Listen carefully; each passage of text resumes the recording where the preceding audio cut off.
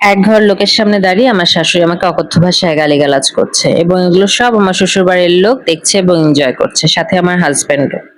আমার শাশুড়ি তো আরো বলছে, ছেলে জন্ম দিতে কম কষ্ট হয়নি আমার, কম কষ্ট করে কম ব্যথা সহ্য করে আমি ছেলে জন্ম দেইনি, এই ছেলেকে ছোট থেকে লালন পালন করে বড় করে ইঞ্জিনিয়ার বানাতে আমার কম টাকা পয়সা খরচ হয়নি, তার কিছুটা দায়িত্ব তোমার বাবা মা নেবে।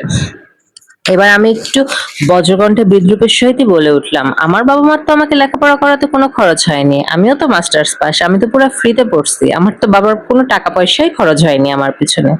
আর আমাকে তো মেলা থেকে নিয়ে আসছে, একটার সাথে একটা ফ্রি অফার ছিল না, সেখান থেকে কষ্ট করে কি আমার মা আমাকে জন্ম দিচ্ছে? আগে তো আপনিই দুনিয়াতে বাচ্চা জন্ম দিচ্ছেন, আপনারই কষ্ট হয়েছে। কথা বলতে দেরি নাই, আমার স্বামী আমার গায়ে ঠাস করে একটা চড় মেরে দিল এবং আমি গালে হাত দিয়ে খুব বেজাস করে তার দিকে যখন তাকালাম, তখন সে আমাকে আঙ্গুল দেখিয়ে বলল, খবরদার আমার মার সাথে খারাপ ব্যবহার করবি না, আমার মা যেটা বলছে সেটা কর। আমি তখন বলে উঠলাম, কেন? এরই মধ্যে আমার শাশুড়ি বলে উঠলো, দেখো মেয়ে, এত কথা তোমার শুনতে চাই না, তুমি যেখান থেকে পারো সেখান থেকে টাকা নিয়ে আসো, তোমার বাবাকে বলো 1 লাখ টাকারই তো ব্যাপার, দিয়ে দিতে। আর তোমার বাবা কি জানে না মেয়ে বিয়ে দিলে তাদেরকে কিছু দিতে হয়? তোমার বাবা তো কিছুই দেয়নি। আমি তখন বলে উঠলাম যে, আমার বাবার যতটুকু সামর্থ্য ছিল ততটুকু দিয়েছে, আর আস্ত বেটাই তো আপনার কাছে তুলে দিচ্ছে, আর কি চান আপনি আমার বাবার কাছ থেকে? কথা বলতে আমার স্বামী আমার গালে আরেকটা চড় দিয়ে বলল যে, তোর কিন্তু বেশি কথা বলতেছিস, এত বেশি কথা না বলে বাপের বাড়ি থেকে টাকা নিয়ে আয়। এতে তো আমার শাশুড়ি বেজায় খুশি, আমার স্বামী মানে তার ছেলে পুরুষত্ব দেখাইছে, আমার স্বামী আমাকে মারছে। আমি তখন গালে হাত দিয়ে বললাম, গায়ে হাত তুলছো কেন, কি এমন সমস্যা হয়েছে? তার সাথে আমার বিয়ের বয়স এই 7 মাস। এর মধ্যে আমার শাশুড়ি বলল, শোনো মেয়ে, তুমি যদি টাকা আনতে না পারো তাহলে এখনই ডিভোর্স দিয়ে আমার ছেলে তোমাকে গাড়ি থেকে ঘাট ধরে বের করে দিবে। আমি তখন একটু কাচুমাচু হয়ে বললাম, না এমনটা করবেন না প্লিজ, এভাবে আমাকে বাসা থেকে বের করে দিবেন না, তাহলে আমি সমাজে কিভাবে মুখ দেখাবো? তখন আমার শাশুড়ি বলল, তাহলে যাও বাপের বাড়ি থেকে টাকা নিয়ে আসো। আমি বললাম, আচ্ছা ঠিক আছে। এবার আমি ভদ্র মানুষের মতো বাসায় ঘরে যেয়ে রেডি হয়ে আসলাম। রেডি হয়ে এসে আমার স্বামীকে মাথা নিচু করে বললাম, আমি তো যাচ্ছি, কিন্তু আমার হাতে কোনো টাকা পয়সা নেই। সে আমার হাতে 200 টাকা দিয়ে বলল, যা, তাড়াতাড়ি যাবি তাড়াতাড়ি আসবি, এবং যাবি যখন তখন টাকা সাথে করেই নিয়ে আসবি, হাত যেন খালি করে নিয়ে আসিস না, তাহলে কিন্তু আজকে আমি মেরে তোর দাঁত ভেঙে ফেলবো। আমি সুবোধ বালিকার মতো বাসা থেকে বের হচ্ছি আর শুনছি আমার শাশুড়ি বলছে যে, আমি জানি কাকে কিভাবে জব্দ করতে হয়, কোন কথায় কে জব্দ হয় সেটা আমার খুব ভালো করেই জানা আছে, দেখ না একটা কথাতেই কাজ হয়ে গেল।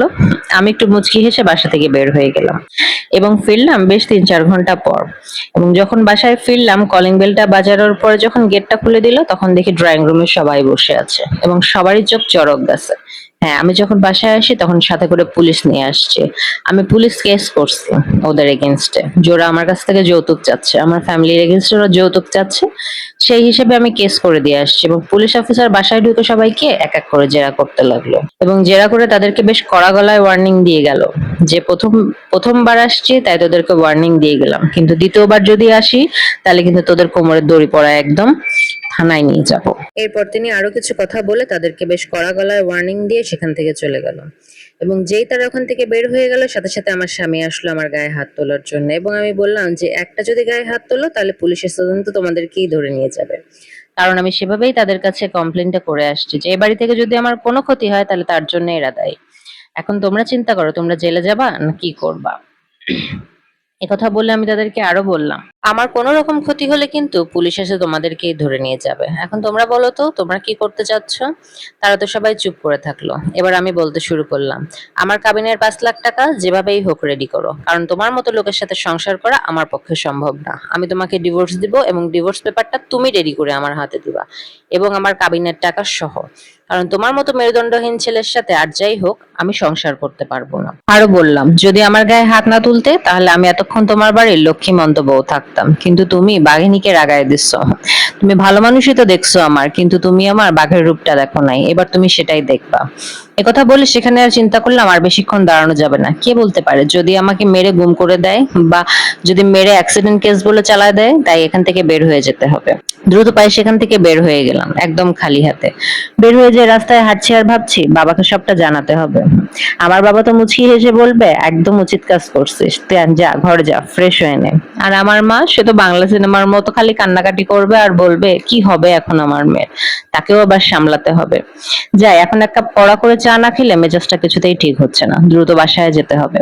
আসলে কি জানেন, সমস্যায় সবাই পড়ে, কিন্তু চাওয়ার একটা ধরন থাকতে হবে। তারা যদি আমার কাছে ভালো করে বলতো যে তোমার বাবার কাছ থেকে কিছু টাকা নিয়ে আসো, আমরা এটাকে ধার স্বরূপ নিব এবং পরে ফেরত দিয়ে দিব, তাহলে আমি নির্দ্বিধায় তাদের জন্য নিয়ে আসতাম। কিন্তু তারা সেটা না করে আমাকে সরাসরি ডিভোর্সের হুমকি দিল এবং আমাকে দুর্বল ভেবে জানা তাই বললো এবং আমার গায়ে হাত পর্যন্ত তুললো।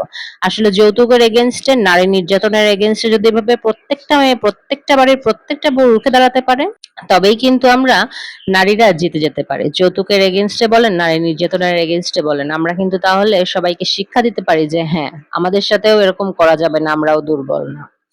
আসলে এই গল্পটা একটা আপু, সে আমাকে এই গল্পটা দিচ্ছে বলার, মানে বলার জন্য। তো সেটাই আপনাদের সাথে শেয়ার করলাম। গল্পটা যদি ভালো লাগে তাহলে অবশ্যই শেয়ার করে দিবেন এবং লাইক কমেন্ট করে পাশে থাকবেন। আল্লাহ হাফেজ।